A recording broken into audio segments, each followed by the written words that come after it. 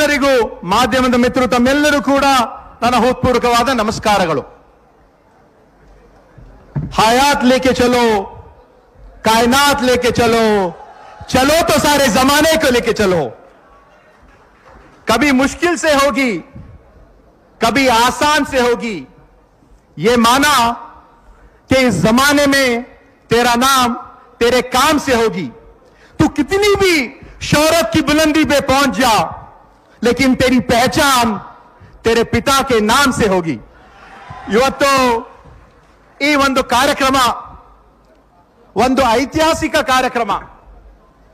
Article 371J ತಿದ್ದುಪಡಿ ಆಗಿ 10 ವರ್ಷ ಆಗಿದೆ. ಮೊನ್ನೆ ತಾನೇ ಸೆಪ್ಟೆಂಬರ್ 17ನೇ ತಾರೀಕಿಗೆ ಒಂದು ದಶಮಾನೋತ್ಸವ ಕಾರ್ಯಕ್ರಮವು ಕೂಡ ನಾವು ಮಾಡಿದ್ವಿ. ಆರ್ಟಿಕಲ್ 371J ಇತ್ತು ಸುಮಾರು 40 ವರ್ಷ ಶ್ರಮವನ್ನು ಪಟ್ಟು ಇದರ ರೂವಾರಿಯಾಗಿರುವಂತಹ ನಮ್ಮ ಅಖಿಲ ಭಾರತ ಕಾಂಗ್ರೆಸ್ ಸಮಿತಿಯ ಅಧ್ಯಕ್ಷರಾಗಿರುವಂತಹ ಸನ್ಮಾನ್ಯ ಮಲ್ಲಿಕಾರ್ಜುನ್ ಖರ್ಗೆ ಸಾಹೇಬರು ಹಾಗೂ ದಿವಂಗತ ಧರಮ್ ಸಿಂಗ್ ಸಾಹೇಬರು ಹಾಗೂ ಹಲವಾರು ಎಲ್ಲ ಹೋರಾಟಗಾರರ ಒಂದು ಶ್ರಮದಿಂದ ಇವತ್ತಿನ ದಿವಸ ಆರ್ಟಿಕಲ್ 371J ತಿದ್ದುಪಡಿಯಾಗಿ ಸುಮಾರು 14,000 ಕೋಟಿ ಅನುದಾನ ಕಳೆದ ಒಂದು 10 ವರ್ಷದಲ್ಲಿ ನಮ್ಮ ಭಾಗಕ್ಕೆ ಬಿಡುಗಡೆ ಆಗಿದೆ.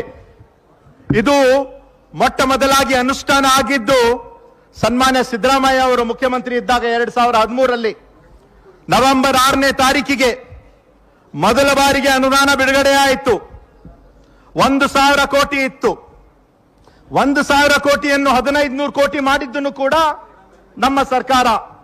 ಅಂತಹ ಒಂದು ಸಂದರ್ಭದಲ್ಲಿ ಸನ್ಮಾನ್ಯ ಮಲ್ಲಿಕಾರ್ಜುನ್ ಖರ್ಗೆ ಸಾಹೇಬರು ನಮ್ಮ ಭಾಗದ ಎಲ್ಲ ಸಚಿವರಿಗೆ, ಶಾಸಕರಿಗೆ ಸನ್ಮಾನ್ಯ ಮುಖ್ಯಮಂತ್ರಿ ಸಿದ್ದರಾಮಯ್ಯ ಅವರ ಹತ್ರ ಕರ್ಕೊಂಡು ಹೋದ ನಂತರ ಅವ್ರು ಹೇಳಿದ್ರು 1,000ರಿಂದ 1,500 ಕೋಟಿ ಮಾಡ್ರಿ ಅಂತ. ಅವಾಗ ಒಂದೇ ಒಂದು ಮಾತು ಕೇಳಿದೆ, ತಾವು ಕಲ್ಯಾಣ ಕರ್ನಾಟಕಕ್ಕೆ 1,500 ಕೋಟಿ ಒಂದೇ ಮಾತಿನಲ್ಲಿ ಅವರು ಮಾಡಿಕೊಟ್ರು.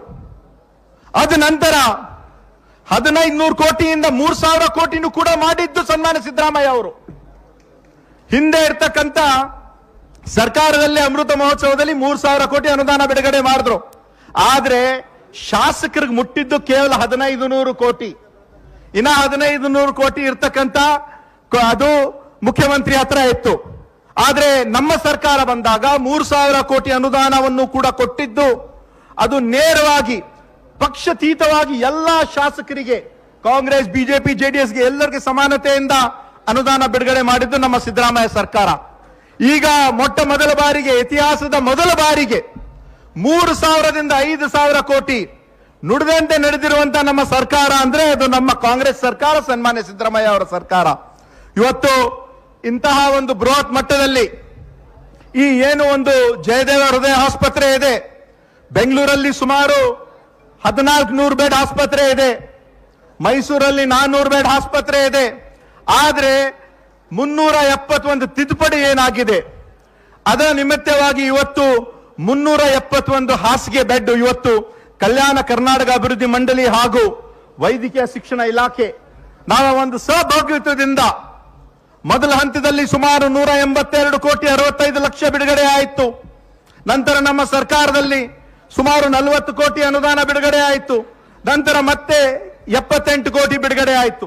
ಇವತ್ತು ಹಲವಾರು ಕೆಲಸ ಕಾರ್ಯಗಳು ನಮ್ಮ ಸರ್ಕಾರ ವತಿಯಿಂದ, ಯಾಕಂದ್ರೆ ಡಾಕ್ಟರ್ ನಂಜುನಪ್ಪ ವರದಿ ಪ್ರಕಾರ ಅವರು ಕೂಡ ಹೇಳಿದ್ದು ಯಾವಾಗ್ಲೂ ಕೂಡ ತಾವು ಆದ್ಯತೆ ಕೊಡಬೇಕಂದ್ರೆ ಶಿಕ್ಷಣ ಮತ್ತೆ ಆರೋಗ್ಯಕ್ಕೆ.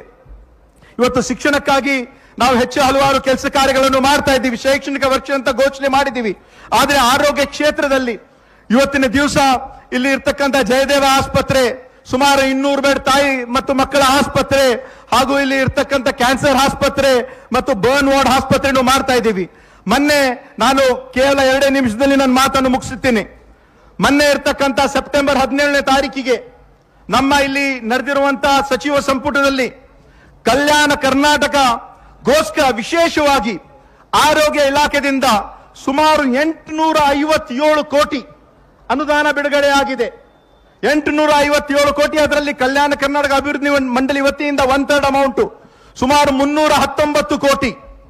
ಪ್ರಾಥಮಿಕ ಆರೋಗ್ಯ ಕೇಂದ್ರಗಳು, ಸಮುದಾಯ ಆರೋಗ್ಯ ಕೇಂದ್ರಗಳು, ಅರ್ಬನ್ ಸಿಎಚ್ಸಿ, ಅರ್ಬನ್ ಪಿಎಚ್ಸಿ, ತಾಯಿ ಮತ್ತು ಮಕ್ಕಳ ಆಸ್ಪತ್ರೆಗಳು, ಆಂಬ್ಯುಲೆನ್ಸಸ್ಗಳು ಹಾಗೂ ತಾಲೂಕು ಮಟ್ಟದಲ್ಲಿ ಇರ್ತಕ್ಕಂಥ ಆಸ್ಪತ್ರೆಯ ಒಂದು ಮೇಲ್ದರ್ಜನೆಗಳು ಯಾವಾಗಲೂ ಕೂಡ ನಮ್ಮ ಸರ್ಕಾರ ಹೆಚ್ಚಿನ ಒಂದು ಕಾಳಜಿ ಈ ಒಂದು ಅಕ್ಷರ ಮತ್ತೆ ಆರೋಗ್ಯ, ಶಿಕ್ಷಣ ಮತ್ತೆ ಆರೋಗ್ಯ ಕ್ಷೇತ್ರದಲ್ಲಿ ಹೆಚ್ಚನ್ನು ಕೊಡ್ತಾ ಇದೆ.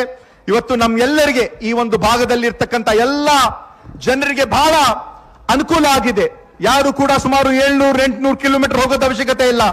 ಇಂತಹ ಒಂದು ಕಾರ್ಯಕ್ರಮ ಜನರಿಗೆ ಮುಟ್ಟಿದೆ ಅಂದ್ರೆ ಇವರ ಲೋಕಾರ್ಪಣೆ ಮಾಡಿರುವಂತಹ ಸನ್ಮಾನ್ಯ ಮಲ್ಲಿಕಾರ್ಜುನ್ ಖರ್ಗೆ ಸಾಹೇಬರಿಗೆ ಹಾಗೂ ಸನ್ಮಾನ್ಯ ಸಿದ್ದರಾಮಯ್ಯ ಅವರಿಗೆ ನಾನು ತಮ್ಮೆಲ್ಲರ ಪರವಾಗಿ ಮತ್ತೊಮ್ಮೆ ಧನ್ಯವಾದಗಳನ್ನು ಹೇಳುತ್ತಾ ಎರಡು ಮಾತನ್ನು ಮುಗಿಸುತ್ತೇನೆ. ಜೈ ಹಿಂದ್, ಜೈ ಕರ್ನಾಟಕ. ಸನ್ಮಾನ್ಯ ಡಾಕ್ಟರ್ ಅಜಯ್ ಸಿಂಗ್ ಅವರಿಗೆ ಧನ್ಯವಾದಗಳನ್ನ ಅರ್ಪಿಸ್ತಾ ಇನ್ನು ಕಲಬುರಗಿ ದಕ್ಷಿಣ ವಿಧಾನಸಭೆ ಕ್ಷೇತ್ರಕ್ಕೆ ಅಪಾರ ಕೊಡುಗೆಯನ್ನ ನೀಡಿರುವಂತಹ ನಮ್ಮ ನೆಚ್ಚಿನ ನಾಯಕರಾಗಿರುವಂತಹ ಸನ್ಮಾನ್ಯ ಶ್ರೀ ಅಲ್ಲಮ ಪ್ರಭು ಪಾಟೀಲ್